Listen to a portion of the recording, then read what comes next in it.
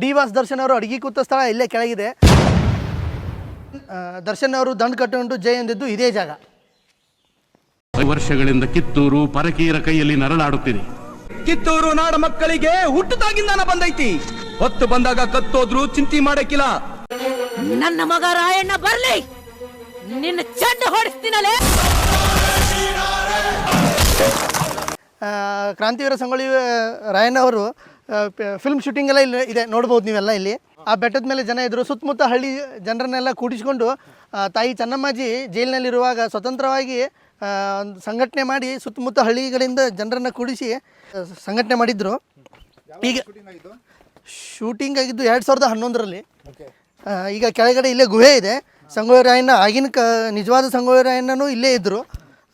ಬ್ರಿಟಿಷರು ಇದ್ದಾಗ ತಂತ್ರಗಳನ್ನೆಲ್ಲ ರೂಪಿಸ್ತಿದ್ರು. ಇಲ್ಲಿ ಸಂಗೊಳ್ಳಿ ರಾಯಣ್ಣ ಆಗಲಿ, ಅಮಟೂರು ಬಾಳಪ್ಪ ಆಗಲಿ, ಇವರೆಲ್ಲ ಇಲ್ಲೇ ಮುರುಗೋಡ್ನಲ್ಲಿಯೇ ಇಲ್ಲಿ ಸುತ್ತಮುತ್ತ ಹಳ್ಳಿಗಳಲ್ಲಿಯೂ ಇದ್ದಾರೆ ಇವರು ಅಡ್ಡಾಡಿದ ಜಾಗಗಳು.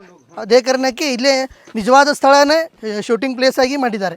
ಈಗ ಒಳಗೆ ಹೋಗಿ ನೋಡ್ಬೋದು ನೀವು. ಸಂಗೊಳ್ಳಿ ರಾಯಣ್ಣ ಅವರು ಊಟ ಮಾಡೋ ಸ್ಥಳ ಅಥವಾ ಇವೆಲ್ಲ ಇಲ್ಲಿ ಒಳಗಿದ್ದಾವೆ, ತೋರಿಸ್ತೀನಿ ಬನ್ನಿ. ಈಗ ಒಳಗೆ ನಿಜವಾದ ಸಂಗೊಳ್ಳಿ ರಾಯಣ್ಣನೇ ಇಲ್ಲಿದ್ದರು. ಇಲ್ಲಿ ಒಳಗೆ ನೋಡ್ಬೋದು ಗುಹೆ ಇದೆ. ಸಂಗೊಳ್ಳಿ ರಾಯಣ್ಣ ಎಲ್ಲರೂ ಇಲ್ಲೇ ಕೂಡ ಇಲ್ಲೇ ಇದ್ದರು.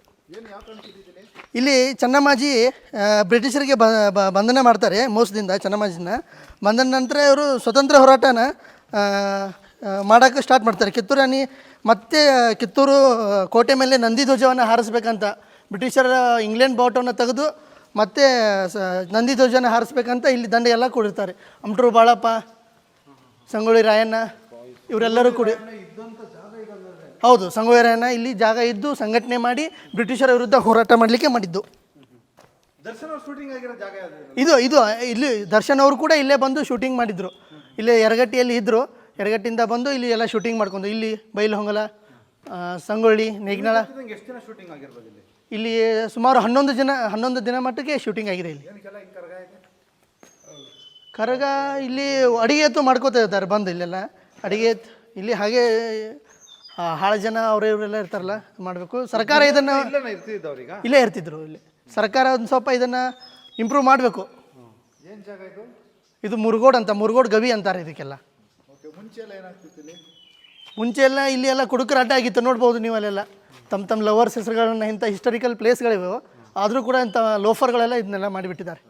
ಪ್ರತಿಯೊಬ್ಬ ಕನ್ನಡಿಗ ಮತ್ತು ಪ್ರತಿಯೊಬ್ಬ ಭಾರತೀಯ ಹೆಮ್ಮೆ ಪಡುವ ವಿಷಯ ಏನಂದರೆ, ಸಂಗೊಳ್ಳಿ ರಾಯಣ್ಣ ಅವರು ಯಾವತ್ತು ಜನರ ಹೊಂದರು, ಆಗಸ್ಟ್ 15ನೇ ತಾರೀಕು ಜನರ ಹೊಂದರು, ಅವತ್ತೇ ನಮಗೆ ಸ್ವತಂತ್ರ ಸಿಕ್ತು. ಹಾಗೂ ಮತ್ತು ಅವರು ಯಾವತ್ತು ವೀರಮರಣ ನಂದಗಢದಲ್ಲಿ ವೀರಮರಣ ಹೊಂದಿದ್ರಲ್ಲ, ಅವತ್ತೇ ನಮಗೆ ಪ್ರಜಾತಂತ್ರವಾಯಿತು, ಗಣರಾಜ್ಯ ದಿನ ಆಯಿತು ಜನವರಿ 26ರಂದು. ಇದು ಹೆಂಗೆ ಕಾಗ್ತಾಳೆ ಅಂದ್ರೆ ಅದೆಲ್ಲ ಮೊದಲೇ ದೇವರ ಬರೆದಿಟ್ಟಿರ್ತಾನೆ ಇನ್ನೂ ಆಗಿರ್ಬೋದು.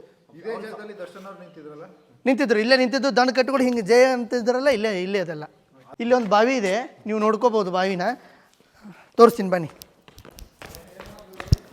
ಅಲ್ಲಿ ದರ್ಶನ್ ಅವರೆಲ್ಲ ಇಲ್ಲಿ ಇರ್ತಿದ್ರಲ್ಲ, ಹಾಗೂ ಸಂಗೊಳ್ಳಿ ರಾಯಣ್ಣ ಕಾಲದಲ್ಲಿನೂ ಇರ್ತಿದ್ರು. ಅವರೆಲ್ಲರಿಗೂ ಇಲ್ಲಿ ಅಡುಗೆ ಎತ್ತು ಮಾಡ್ಕೊಳ್ಳಿಕ್ಕೆ, ಊಟಕ್ಕೆ, ಅವರ ಸೈನ್ಯಗಳಿಗೆಲ್ಲ ಇಲ್ಲಿಂದನೇ ನೀರು ಉಪಯೋಗಿಸ್ತಿದ್ರು.